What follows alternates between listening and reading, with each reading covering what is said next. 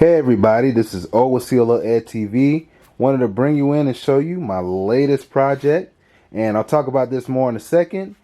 If you're tuning in for the first time, thank you for stopping by and clicking on that thumbnail and visiting my channel. I do projects, educational topics, and continue to grow the channel with more topics. Also, I have a new CLO Talks channel, so if you like to listen to different topics and discussions like podcasts, click on this link above here. Also, if you haven't seen my previous project videos, you can click on this playlist right here and check those out.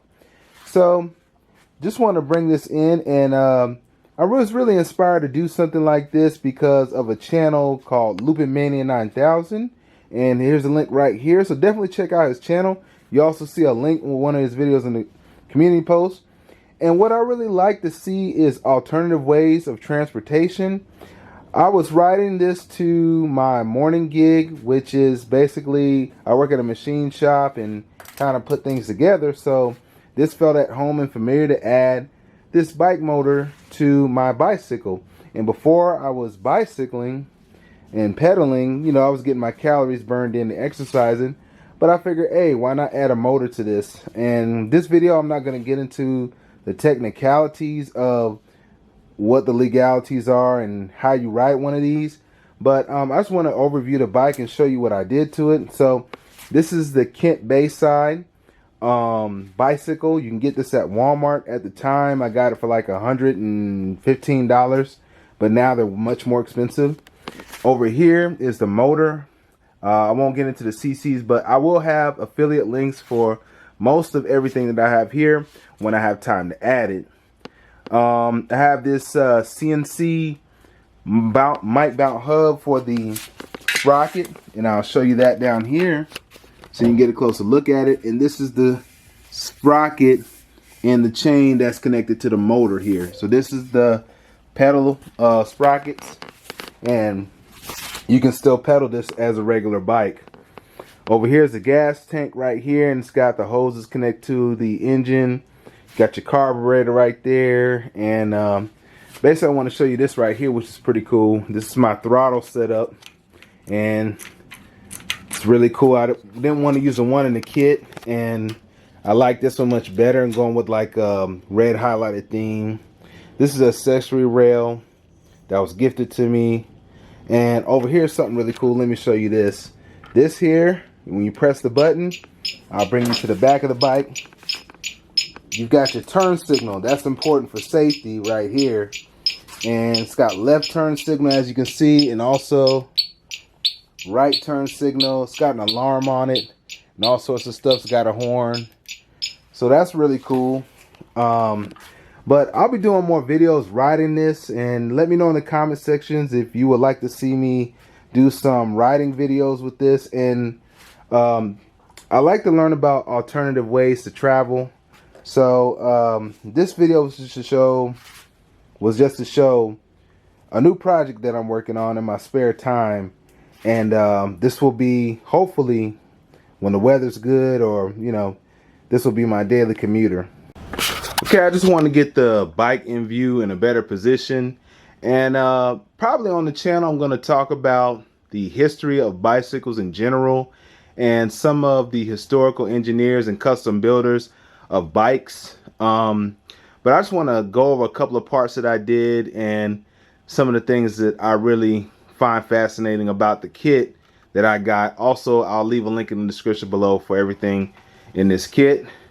So this is the main engine, you could say right here. It's a 2-stroke, and as you can see here, here's the exhaust. This is the intake with the carburetor on it. Here's the spark plug. It has a magneto in it that generates electricity when everything spins. This is what creates that electric spark, combustion engine. You can still pedal it as a regular bicycle. This is the Kent Bayside Beach Cruiser you can find at Walmart. Let me back it up so you can see it. And this is a really slick bike. Has the fenders on it and nice comfortable seat. And this is like one of the best seats you could have for a beach cruiser. It has the spring shocks here. I switched it up a lot. So one thing I'm going to show up here is this brake setup right here is actually tying front and rear brake on one lever. So this is the front brake right here, and this is the rear brake over here. So what it's doing is it's tying it all in one lever, and I'll come around so you can actually see it. So if you look on this side where this custom throttle is right here, let me see if I can get into focus. You can see this is the custom throttle right here. Give you a gas, and see there's two, if I can get that highlighted, two cables for front and rear brakes, so all in one press. So that makes it a lot simpler. Got your gas tank right here. They call this a petcock, and what this does is an on-off lever that feeds your gas right here into your carb. So forgive my camera, it's in and out of focus. It's wanting to grab certain things.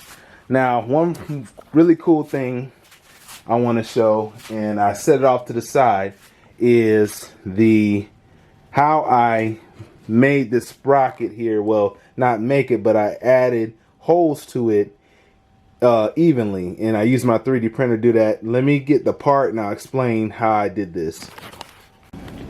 Also, I want to mention that this type of setup is very fuel efficient, and I haven't really tested it yet, but I've heard that some people fill up at under $1 for the gas tank, and this gets anywhere from 80 to 120 miles to the gallon.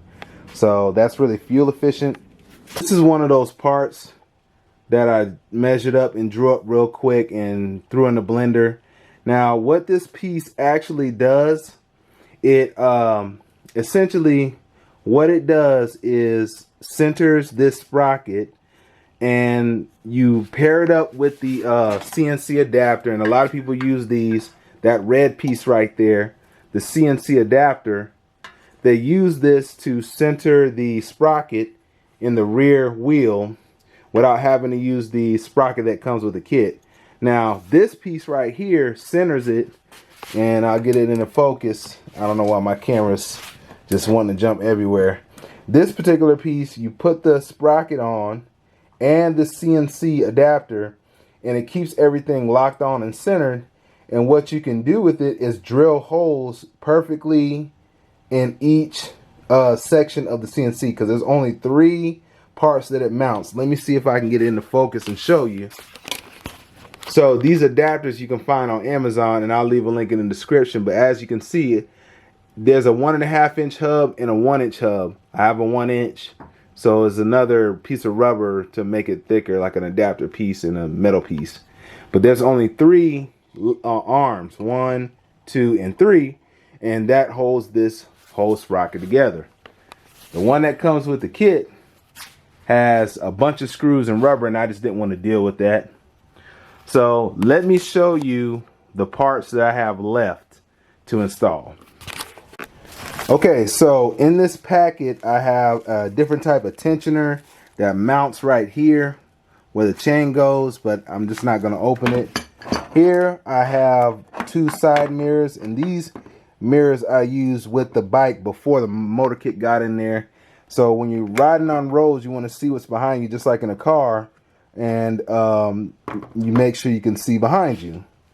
Now, if we look over here, I have a phone mount. This is the one I used before, but I'm considering testing out one of these. Now, I know if you're riding a bike, you hit a lot of bumps and tracks and all that kind of stuff, and your stuff has to be tightened down, like tightened as all get out.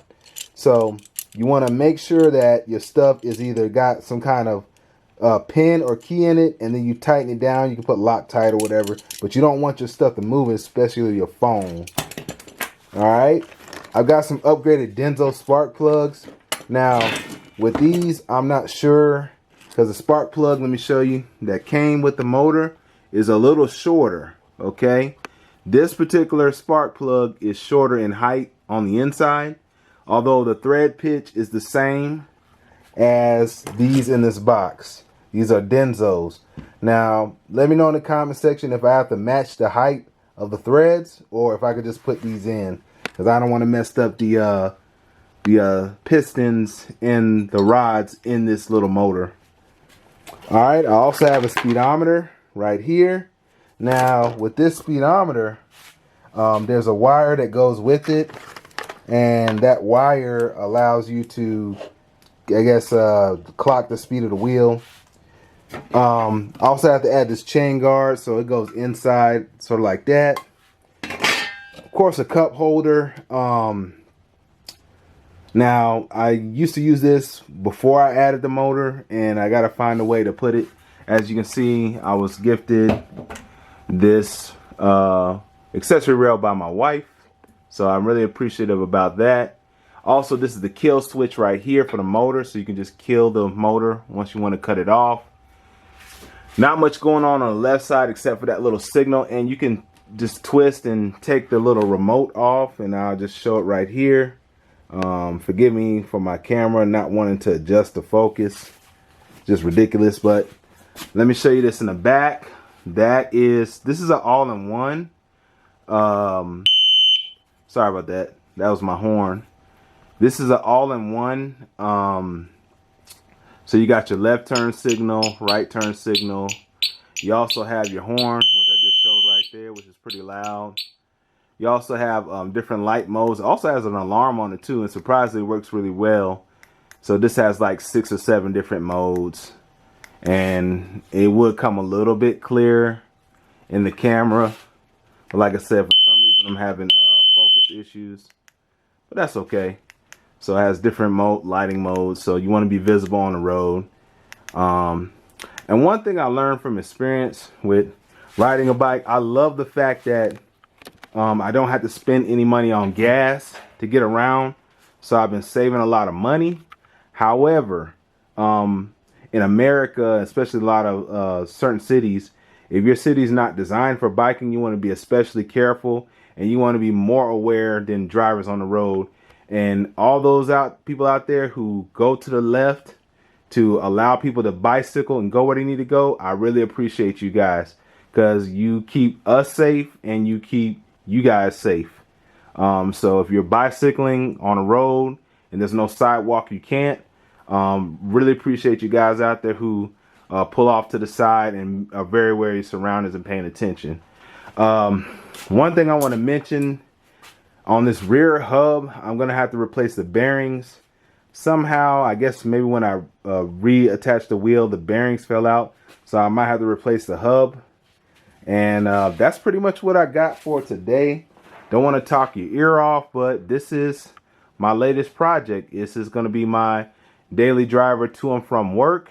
And then when I get home from work, it's a lot of work, guys. I eat, chill for a little bit, and then I'm going to be back on YouTube, cranking out videos. And guys, I really appreciate you tuning in and supporting. If you purchase something from me, from Mercari, or supporting my website or channel, guys, I really appreciate you, because it means a lot.